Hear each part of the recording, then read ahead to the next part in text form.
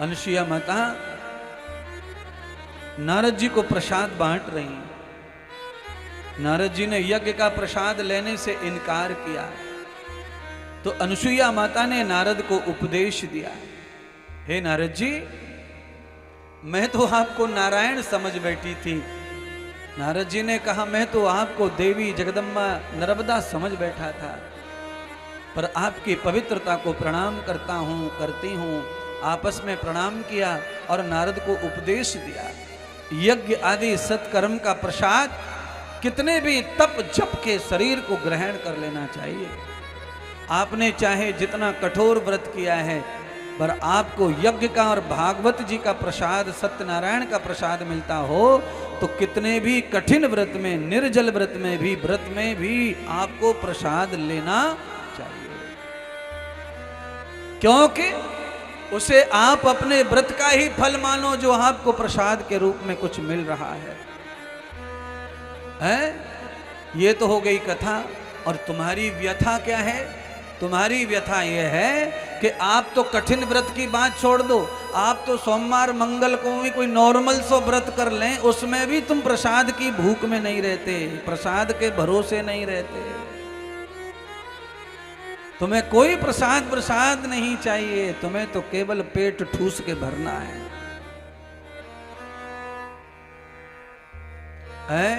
व्रत वाले दिन कितना खाना चाहिए? अकल से कम इतना कम खाना चाहिए कि भूल से भी डकार न आ जाए। अरे आप व्रत वाले दिन खाते हैं तो खाओ, पर कम से कम उसके कुछ नियमों का पालन तो करो। आलू खाना है आलू खाओ, ढेंढस खाने ढेंढस खाओ, मूला खाना है खाओ, जो खाना है खाओ, पर कम से कम इतना कम खाओ कि डकार न आ जाए। डकार आना भी अपराध की गिनती में आता है व्रत में, उपवास में। अपान व्यान समान प्राण है। शरीर में नीचे से गैस पास हो जाए, चाहे ऊपर से पास हो जाए, वो भी पाप है व्रत में, वो भी अपराध की गिनती में ही आता है। यज्ञ में बैठे हुए, ध्यान में बैठे हुए भी ऐसा हो जाए तो वो भी जो है पाप अपराध की गिनती में ही आता है। आप कथा में व्यासपीठ पर बैठे और ये गति हो जाए शरीर की, तो ये भी अपराध की गिनती में ही आता है। इसीलिए तो नियम है भागवत में, कैसा भोजन करना चाहिए वक्ता को, कितना खाना चाहिए, कैसे रहना चाहिए, यजमान को कैसे रहना चाहिए, सबके नियम इसीलिए क्योंकि अपराध ना लग जाए। अपान व्यान प्राण समान उदान, ये वायु जो है शरीर में घूमती है, और फिर ठूस के और आ जाओ, दुनिया भर का खा के आ जाओ व्यासपीठ पे। जब आदमी लगातार बोलता है और पूरी जान लगा के बोलता है, और ऐसा माइक हो तो एड़ी तक का जोर लगाना पड़ता है, तब आदमी का खाया हुआ सब यहाँ गले में लौट के ऊपर आ जाता है। और पेट भर के खाया हो तो फिर तो डकार पे डकार आएंगी महाराज, वो अच्छा नहीं है। इसीलिए ज्यादातर भोजन कथा के उपरांत ही पेट भर के करना चाहिए। अल्पाहार लेकर कथा सुननी चाहिए, या तो व्रत करके कथा सुननी चाहिए। बड़े नियम है महाराज। धरती पे सोना चाहिए, या तो कड़क बिस्तर पे सोना चाहिए, ज्यादा मुलायम बिस्तर पे ना सोए। ज्यादा मुलायम बिस्तर पे सो के भी शरीर टेढ़ा हो जाता है रात में, तो भी गैस ज्यादा बनती है। कड़क बिस्तर पे सोने से गैस कम बनती है, ये ध्यान रखो। जो आदमी रोज धरती पर ही सोता है, दरी पर, पतली दरी पर जो सोता है, उस आदमी के शरीर में दर्द नहीं होगा, बात नहीं होगी, कभी पित्त नहीं होगा। जो आदमी ज्यादा गुदगुदों पे सोता है, उसके शरीर में बात रोग आएगा, पित्त रोग आएगा। यानी कि उसके शरीर में एक तो अपच शक्ति होगी, कॉन्स्टिपेशन होगा, उसको एसिडिटी होगी, उसके छाती में जलन सी होगी, रात में कई बार उसे पानी सा पीना पड़ेगा, रात में उठ के जलन सी होगी, कड़वा कड़वा पानी डकार के साथ बाहर आएगा, और वो दरी पे कड़क पे सोएगा तो उसके शरीर में ये सब कुछ नहीं होगा, सारा भोजन पच के 1.5 घंटे में खत्म हो जाएगा। आपने कभी भैंस को उल्टी करते देखा है? मैंने नहीं देखा, बताओ।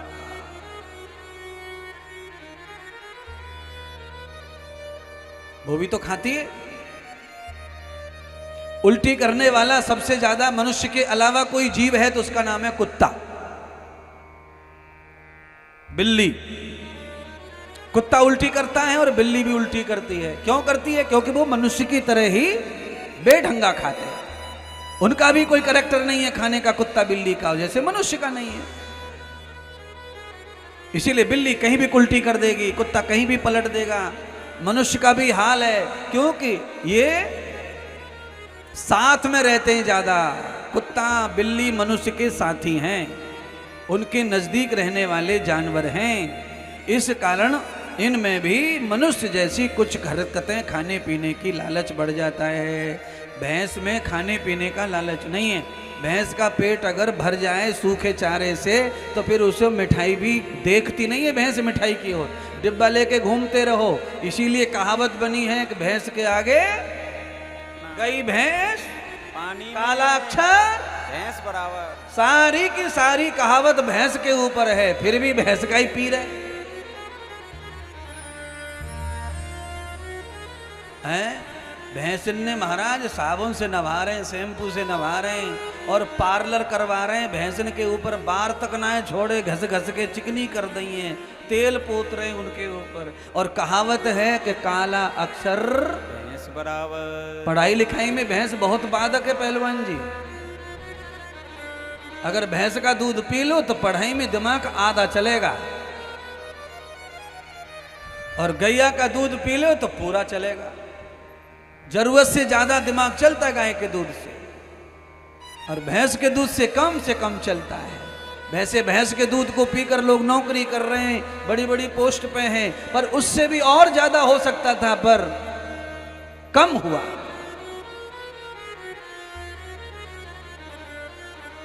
मनुष्य की हरकतें कुछ अलग हैं। आज अनुसुईया ने प्रसाद का उपदेश भी दिया और प्रसाद भी दिया। नारद जी ने प्रसाद ग्रहण कर लिया और व्रत पूरा हो गया, परिक्रमा पूरी हो गई। परिक्रमा पूरी करके चले गए वैकुंठ। माता लक्ष्मी और भगवान नारायण से मिले।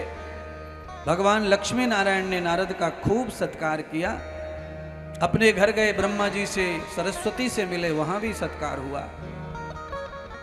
कैलाश में माता शिव पार्वती से मिलने गए, वहां भी सत्कार हुआ। आपको पता होना चाहिए, है क्या पता होना चाहिए? पहले जमाने में, पहला जमाना कहना पड़ता है, आज से 30-40 साल पहले भी अगर कोई गोवर्धन की परिक्रमा देने भी आता था और लौट के गोवर्धन से जाता था तो पूरे गांव के लोग उसका सम्मान, सत्कार, राम राम, श्याम श्याम करते थे, और वो भी सबको थोड़ा थोड़ा प्रसाद बांटता था। अब तो ऐसी आग लगी है कि कब तो परिक्रमा देने आ जावे कोई, और कब पूरी है जावे, और कब घर पहुंच जावे, और न पड़ोसी को पता, न अड़ोसी को, और न किसी को घर वाले को लेना देना, और उल्टा और चिढ़ रहे हैं। यहाँ भैंस भूखी बन रही है, चीज रोज भगत जी बनो फिर रो गोवर्धन में, हर रोज भागे एकादशी पे परिक्रमा देवे, जे भैंसन ने कौन पालेगा? ये और आफत है ऊपर से।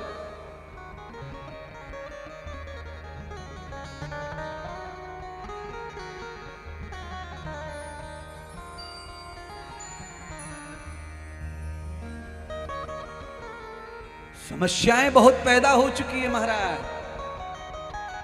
आदमी जितना अकेला गुपचुप तीर्थ कर जाए, मंदिर में चले जाए, उतना ही ठीक है। अगर ये बात किसी को पता चल जाए ना, अपने दोस्तों को, तो टिंगड़ी उड़ाते, मजाक उड़ाते।